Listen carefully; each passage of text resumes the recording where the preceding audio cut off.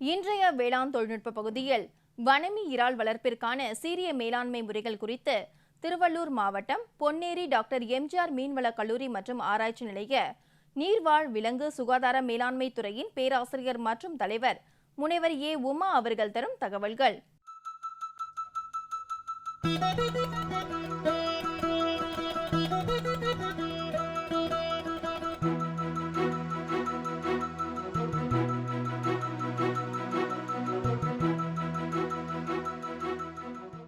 நீர்வாழ் வளர்ப்பு முறைகளில் இறால் வளர்ப்பு ஒரு முக்கிய பங்கு வகிக்கின்றது. வனாமி இறால் எனப்படும் வெள்ளை பசிபிக் இறாலின் வளர்ப்பானது உலகில் பல்வேறு நாடுகளிலும் பரவலாக மேற்கொள்ளப்பட்டு வருகின்றது. தமிழ்நாடு மற்றும் பல்வேறு மாநிலங்களில் இந்த வெள்ளை இறால் வளர்ப்பு மிக அதிகமாக பின்பற்றப்பட்டு வருகின்றது. ஏனெனில் இந்த வனாமி இறாலில் ஒரு சிறப்பு அம்சம் என்ன அப்படின்னு நம்ம பார்த்தோம்னா, இது நன்னீர், உவர்நீர் மற்றும் கடல் நீரில் அதிகமாக வளரக்கூடிய ஒரு இறால் வகையாகும். அதனால் இது கடலோர மாவட்டங்கள் மற்றும் மாநிலங்கள் மட்டும் இல்லாமல் உள்நாட்டு மாநிலங்கள் மற்றும் மாவட்டங்கள்லேயும் மிக அதிகமாக இந்த இறால் வளர்ப்பு பின்பற்றப்பட்டு வருகின்றது. மேலும் இந்த வெள்ளை இறால் வளர்ப்பு அதிகப்படியான லாபம் தரக்கூடிய ஒரு பண்ணை முறையாகும். அதே நேரம் இந்த வெள்ளை இறால் வளர்ப்பில் அதிகமான நோய் தாக்குதலும் இருக்கின்றது.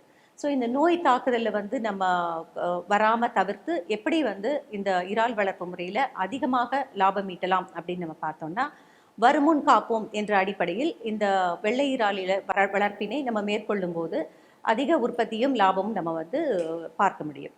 ஸோ இதுக்கு நம்ம என்ன பண்ணணும் அப்படின்னா, சீரிய பண்ணை மேலாண்மை முறைகள், அதாவது பெட்டர் மேனேஜ்மெண்ட் ப்ராக்டிசஸை கண்டிப்பாக நடைமுறைப்படுத்த வேண்டும்.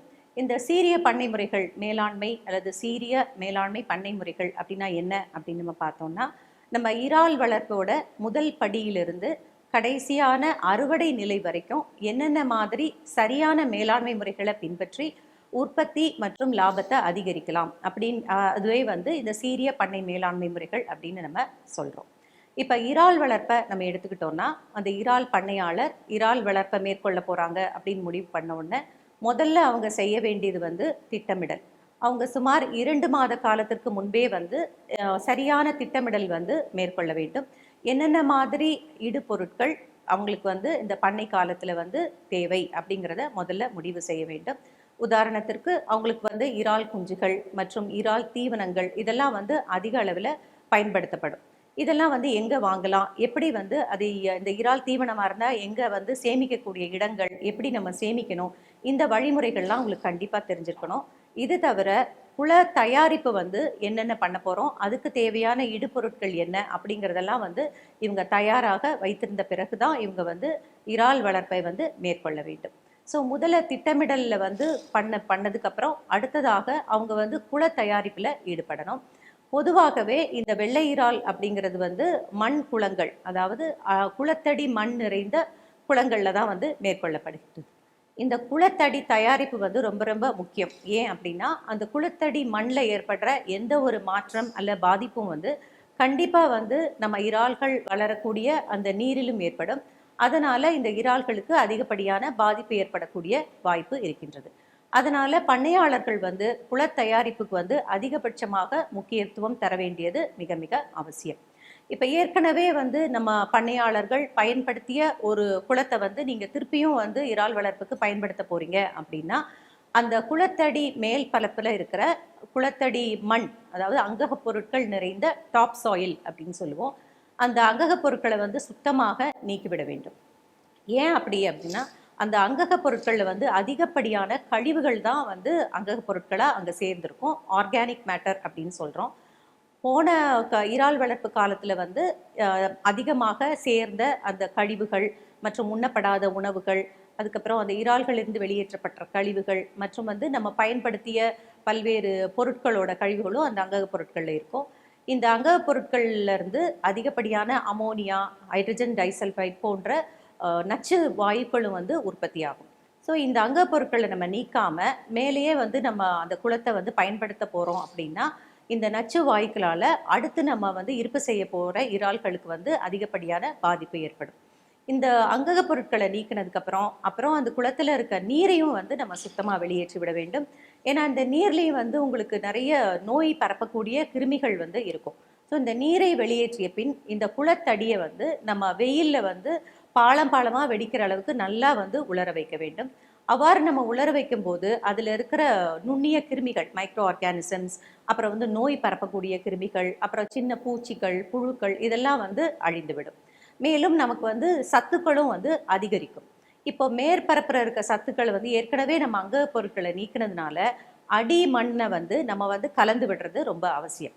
இதுக்கு நம்ம என்ன பண்ணலாம் அப்படின்னா வந்து அந்த பாண்டோட பாட்டமை வந்து நம்ம வந்து உழுது விடலாம்.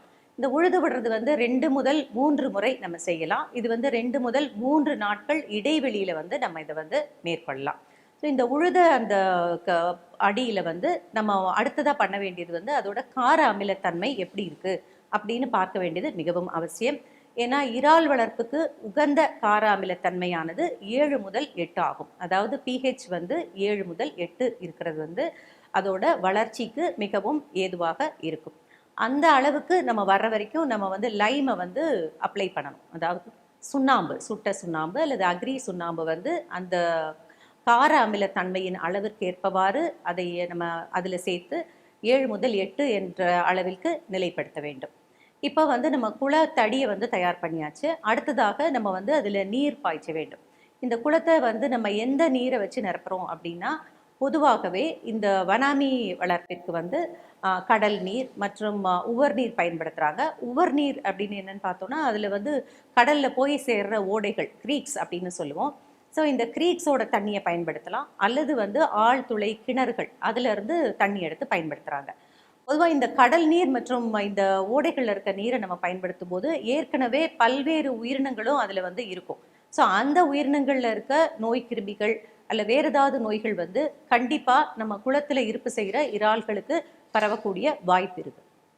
அப்போ அதை வந்து நம்ம வராமல் எப்படி தடுக்கலாம் அப்படின்னு பார்த்தா, நம்ம வந்து ஒரு சுத்திகரிப்பு குளங்கள் வந்து அமைக்கணும். உதாரணத்திற்கு இப்போ வந்து நம்ம ஒரு பெரிய பண்ணை வச்சுருக்கோம். அந்த பண்ணையோட பரப்பளவு என்னன்னு பார்த்துட்டு அந்த குளத்தோட பரப்பளவில் 1/3 பங்கு வந்து நம்ம சுத்திகரிப்பு குளங்கள் வைக்க வேண்டும். இந்த சுத்திகரிப்பு குளங்கள் வந்து தண்ணீரை பாய்ச்சறதுக்கு முன்னாடி அதில் வர்ற குழாய்களுக்கு வந்து நம்ம ஃபில்டர் நெட்ஸ், அதாவது வடிப்பான் வலைகள் வந்து அதில் கட்டணும். இப்படி பண்ணுவது மூலமாக நம்ம என்ன பண்ணுறோன்னா, அதில் உள்ள நுழையக்கூடிய நுண்கிருமிகள் மற்றும் சின்ன சின்ன பூச்சிகள், புழுக்கள், அப்புறம் மீன்களோட முட்டைகள் இதெல்லாம் வந்து நம்ம குளங்களுக்கு வந்து வராமல் தடுக்கிறோம். இந்த மாதிரி சேகரிக்கப்பட்ட நீரை திருப்பியும் வந்து நம்ம ப்ளீச்சிங், அதாவது 20 முதல் 60 ppm அளவிற்கு ப்ளீச் பயன்படுத்தி நன்றாக சுத்திகரிக்கலாம். மேலும் அதில் ஏதாவது களை மீன்கள் இருக்கும் அப்படின்னு நீங்கள் நினச்சிங்கன்னா அதுக்கு வந்து டீ சீட் கேக்கை பயன்படுத்தி அந்த களை மீன்கள் எல்லாத்தையும் நம்ம வந்து அழிச்சிடணும். இப்போ வந்து நம்ம சுத்திகரிப்பு குளங்களில் நமக்கு வந்து சுத்திகரிக்கப்பட்ட நீர் வந்து குளத்தில் விடுறதுக்கு தயாராக இருக்குது. ஸோ அந்த நீரை தான் நம்ம வந்து குளங்களில் நிரப்புறதுக்கு பயன்படுத்தணும். இப்போ நம்ம தண்ணீரை நிறச்சதுக்கப்புறம் அந்த தண்ணி வந்து தெளிவாக இருக்கும். இப்போ அந்த மாதிரி இருக்கிற சமயத்தில் நம்ம இறால் குஞ்சுகளை விடும்போது என்ன ஆகும், அங்கே வந்து அதுக்குரிய உணவு இருக்காது. மேலும் வந்து வெயில் மற்றும் அந்த வெப்பநிலை வந்து ரொம்ப அதிகமாக ஆகிறதுக்கு வந்து வாய்ப்பு இருக்குது.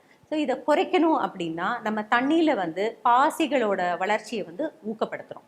அது எப்படி பண்ணலாம் அப்படின்னா, நம்ம வந்து ஏற்கனவே நொதிக்க வச்ச அரிசி தவிடு, வெல்லம் மற்றும் ஈஸ்ட் கலந்த ஒரு கலவையை நம்ம வந்து அந்த குள தண்ணீரில் வந்து விட்டு ஒரு 2 முதல் 3 நாட்களுக்கு நம்ம வைத்திருக்க வேண்டும். அவ்வாறு வைத்திருக்கும் போது என்ன ஆகும்னா, அந்த பச்சை பாசிகள் மற்றும் நுண்ணிய உயிருணவுகள் வந்து அதில் உற்பத்தி ஆகிற வாய்ப்பு வந்து அதிகமாகுது. இப்போ நம்ம குளத்தை வந்து தயார் நிலையில் வச்சுருக்கோம். அடுத்ததாக நம்ம இறால் குஞ்சுகளை அதில் வந்து இருப்பு செய்யணும். இந்த இறால் குஞ்சுகளை நம்ம எங்கே வாங்கலாம் அப்படின்னா, அரசாங்கம் அனுமதித்த பல இறால் பொறிப்பகங்கள் வந்து தமிழ்நாட்டிலையும் இருக்குது, பல்வேறு மாநிலங்கள்லையும் இருக்குது. பட் அது எந்த அடிப்படையில் அதை அனுமதிக்கிறாங்க அப்படின்னு பார்த்தோன்னா, நம்ம நோயற்ற தாய் இறால்களை பயன்படுத்தும் பொறிப்பகங்களுக்கு மட்டுமே இந்த அனுமதி வழங்கப்படுகின்றது. அதாவது SPF ப்ரூடர்ஸ் அப்படின்னு சொல்கிறோம், ஸ்பெசிஃபிக் பேத்தஜன் ஃப்ரீ ப்ரூடர்ஸ், தாய் இறால்கள். அதை பயன்படுத்தி குஞ்சு உற்பத்தி பண்ணும் பொறிப்பகங்களுக்கு மட்டுமே இந்த அனுமதி வழங்கப்படுகின்றது. அந்த மாதிரி இருக்கும் இறால் குஞ்சுகள் வந்து நோயற்ற இறால் குஞ்சுகளாக இருக்கும். ஸோ அது போன்ற இறால் குஞ்சுகளை நம்ம வாங்கி திருப்பியும் வந்து நம்ம சோதனை கூடங்களில் பரவலாக காணப்படும் நோய்கள் இருக்கா இல்லையான்றதை சோதித்து அறிய வேண்டும். ஸோ எங்களோட சோதனை கூடத்துலேயும் நாங்கள் பல்வேறு சோதனை சேவைகளை வந்து கொடுக்குறோம். அதில் முக்கியமான சேவை என்ன அப்படின்னா இறால் குஞ்சுகளின் தர நிர்ணயம். இது வந்து நம்மளோட இருப்பு குளங்களில் இருப்பு செய்த பின் நம்ம ஹேச்சரியிலேருந்து வாங்குகிறோம், அதாவது பொரிப்பகங்கள்லேருந்து வாங்கும்போது நம்ம அங்கே வந்து ஒரு சின்ன ஒரு அமைப்பில் தான் அந்த இறால் குஞ்சுகள் இருக்கும். ஆனால் நம்ம பெரிய குளங்களில் விடும்போது அதோட வளர்ச்சி எப்படி இருக்கும் அப்படிங்கிறத நம்ம வந்து ஒரு சோதனை முறையிலே வந்து நம்ம சோதனை கூடத்தில் நம்ம செஞ்சு பார்த்துக்கலாம். அதன் அடிப்படையில் நம்ம வந்து இந்த குஞ்சுகளை தேர்வு செய்யலாமா வேண்டாமான்றதையும் முடிவு பண்ணலாம். ஸோ இது போன்ற சீரிய பண்ணை மேலாண்மை முறைகளை நீங்கள் வந்து பின்பற்றும் போது இறால் வளர்ப்பில் வந்து நோய் இல்லாமல் நீங்கள் வந்து அதிக லாபத்தையும் உற்பத்தியும் பார்க்க முடியும். இதை தவிர நீங்கள் வந்து மேலாண்மை முறைகளை சரியாக நடைமுறைப்படுத்த முடியாத பட்சத்தில் சில சமயம் வந்து நோய்கள் ஏற்படுவதற்கான வாய்ப்பு இருக்குது. இந்த நோய்கள் ஏற்படும் போது அல்லது நோய் இருக்குதா அப்படிங்கிறது உங்களுக்கு தெரிஞ்சுக்கணும் அப்படின்னா நீங்கள் எங்களுடைய சோதனை கூடத்தின் உதவியுடன் நீங்கள் அதை தெரிஞ்சுக்கலாம். மேலும் எங்களுடைய சோதனை கூடத்தில் நாங்கள் உருவாக்கியுள்ள ஃபிஷ் ஹெல்த் ஆப் எனப்படும் கைபேசி செயலியை நீங்கள் பதிவிறக்கம் செய்து இந்த விவரங்களை தெரிந்து கொள்ளலாம். நன்றி, வணக்கம்.